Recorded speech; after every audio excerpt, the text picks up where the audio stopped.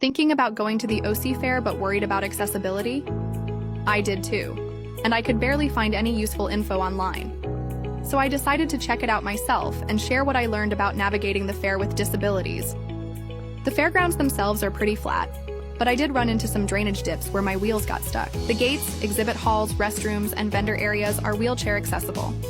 There's also an OC access drop-off area and a rideshare drop-off for Uber and Lyft right at the main gate. Tickets are easiest to buy online in advance, and re-entry is allowed with a hand stamp. If you need a scooter, wheelchair, or wagon, rentals are available but expensive. Scooters are $70. Service dogs and miniature horses must be on a leash.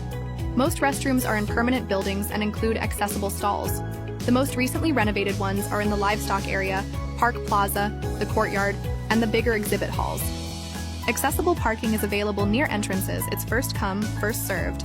Make sure you display your placard if you need ADA parking. In venues like the Pacific Amphitheater, accessible seating and companion seating are available. Assisted listening devices are also provided, and if you need a sign language interpreter, you can request one, but you have to give them 10 business days notice.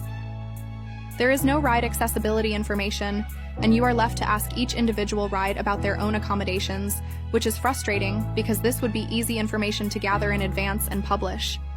It makes it really hard to know how many ride tickets to purchase. The carnival and shopping areas are really intense sensory environments. Loud music, flashing lights, vendors competing for attention. I didn't see any official quiet zones, but the first aid station, Heroes Hall, and the farm and animal areas are quieter. Some exhibit buildings with art are quieter and have air conditioning. There are water refill stations and first aid is available.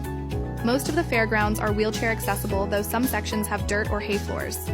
They were pretty firm, but wheels could sink in certain areas. There isn't much seating or shaded areas available. For allergy and diet needs, you'll have to talk to each vendor. The good news is you can bring in your own food, as long as it's packaged. Note hard coolers aren't allowed. OC Fair does provide some accessibility, but there are gaps. Staff didn't seem trained to answer questions, and there's no centralized information about food, rides, or quiet zones. Accessibility definitely feels like something you have to figure out for yourself instead of having the info up front.